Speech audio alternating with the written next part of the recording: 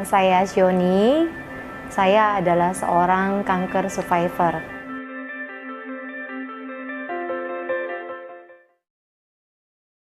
Jadi saat ini saya mau membagikan pengalaman yang sangat berharga yang terjadi hampir 2 tahun dalam hidup saya.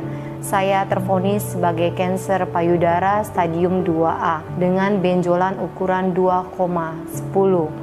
Nah, pas kemo pertama kali terjadi, saya rasa hari pertama oke, nggak masalah. Oh, saya bisa nih.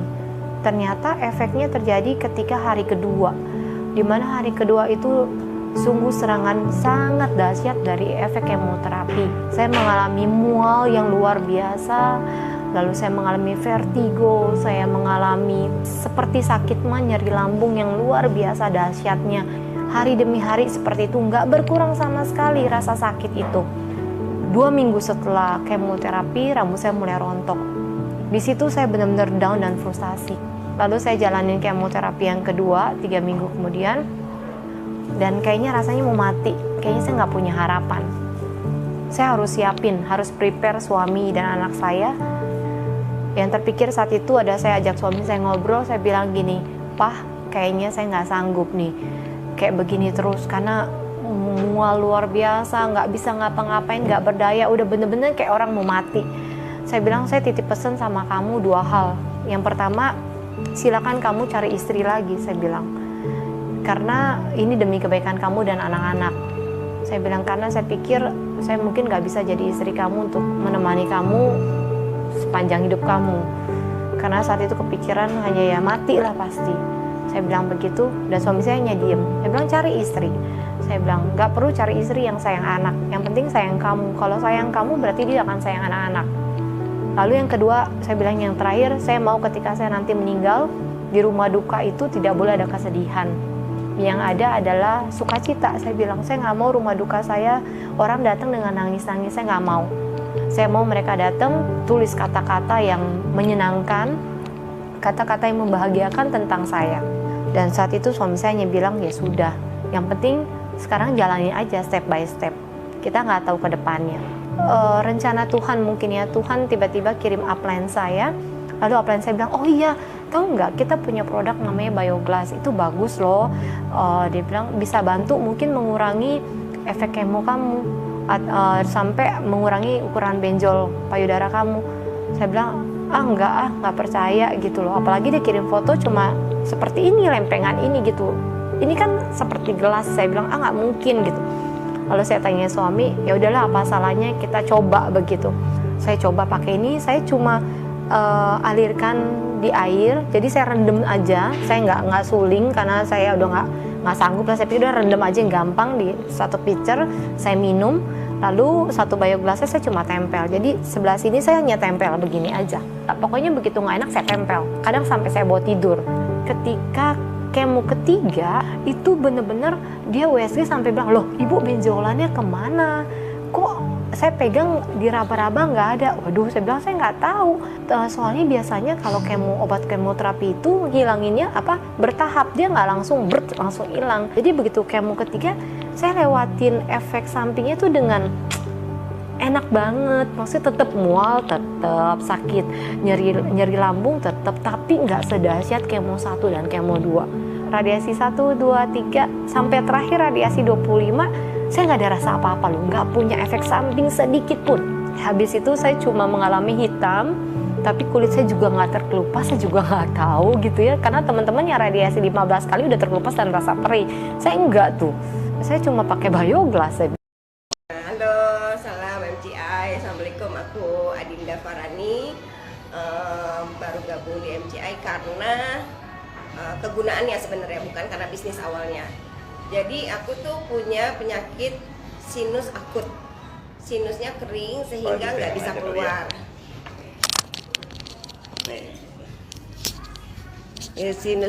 Sinus akut tuh sinusnya kering nggak bisa keluar. Itu udah setiap tahun aku pasti diopnam. Setiap bulan aku pasti ke dokter bisa 2-3 kali. Ini salah satu saksi hidup aku nih, temen aku, anak aku, adik aku, salah satunya tahu deh pokoknya kalau Adinda itu penyakitan. ya. Teman-teman kantor apalagi udah sering aku cuti sakit segala macam. Terakhir aku tuh kena kayak nggak bisa napas. Jadi setiap aku rebaan sedikit aja, itu nafas aku tuh langsung berhenti, kayak ketutup slam, kayak gitu. Nah, selama 2 bulan aku tuh tidur duduk, bener-bener duduk. Setiap miring sedikit, aku pasti kebangun karena nggak bisa napas. Terus anak-anak udah langsung buka-buka pintu, kasih oksigen. Oksigen kalengan tadinya 1 kaleng 2 hari, sampai jadi 1 hari 5 kaleng. Bayangin 5 kaleng kali 50.000. Sampai akhirnya dipinjemin sama kakak ipar oksigen yang besar tuh. Karena aku udah sampai kurus kering, nggak bisa makan, nggak bisa ngapa-ngapain kan, ngomong aja tuh baru mau ngomong mau ini, baru mau ngomong mau, udah nggak bisa napas, pakai oksigen. Mau minum, ngambil oksigen lagi, udah nggak bisa deh, pokoknya udah. Aku tuh bener-bener ngerasain tuh udara tuh harus bayar. Mau ngirup udara aja bayar, ya kan, karena harus pakai oksigen kan, nggak gratis kayak kita sekarang nih. Nah, habis masuk rumah sakit 1 minggu, aku pulang keadaan nafas masih pendek-pendek. Nah, kebetulan adik aku udah gabung di MCI. Sebelumnya dia udah nawarin, cuman aku pikir kan aduh MLM males ya gitu.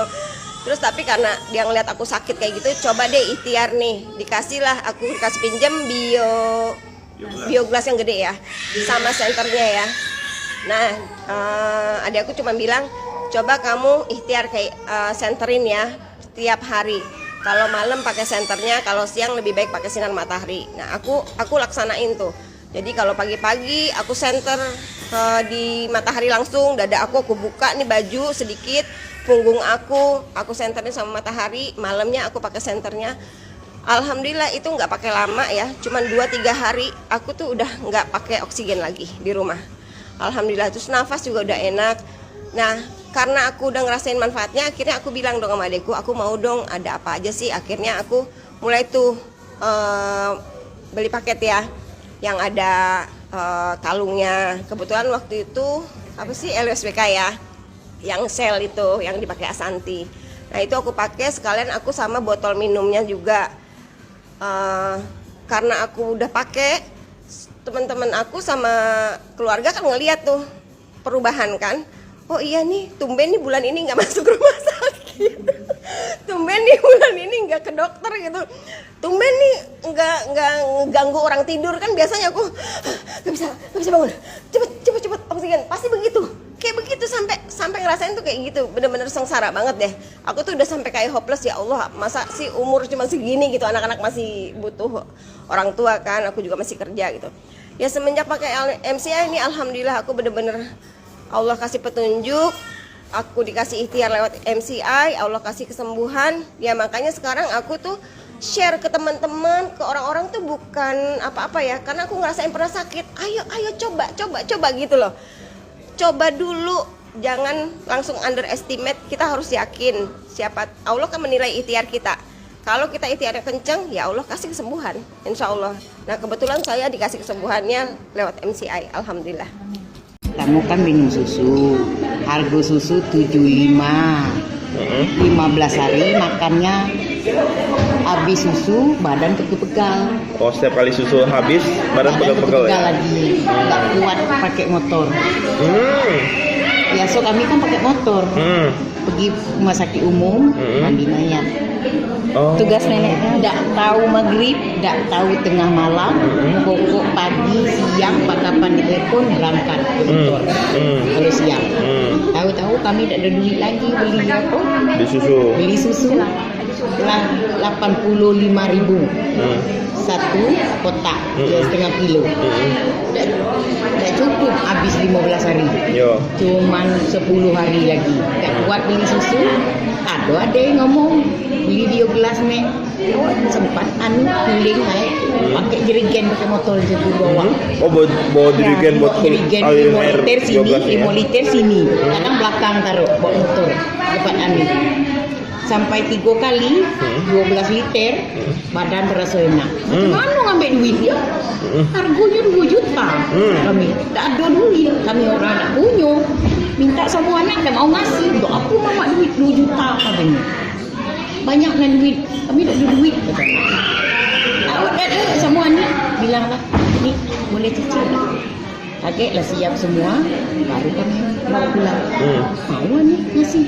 Jadi udah lunas baru saya bawa pulang. Sudah lunas, kami bawa pulang. Sudah itu kami masuk corong air itu yang besar, masuk tempat air aqua. Kami gitu terus, atau kami minum tuh terus. Asal kami minum air di luar, tidak ada dimasak itu, ini gatal-gatal tenggorokan. Kalau minum air di luar yang bukan bioglas. Kami sekarang kemana-mana kami bawa pakai botol aqua yang kecil.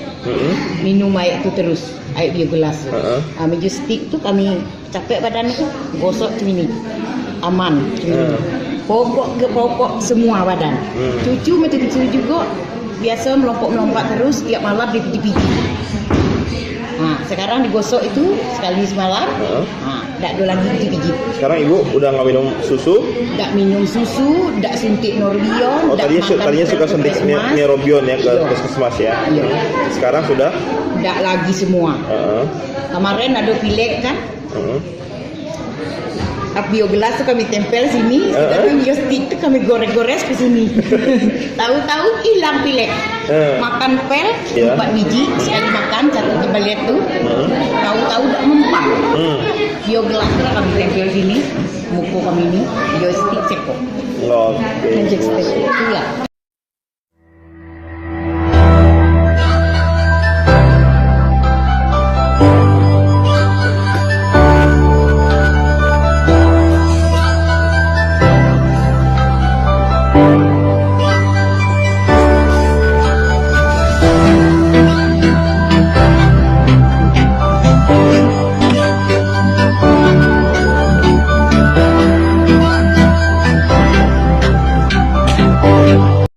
Jangan lupa like, subscribe, dan tekan loncengnya.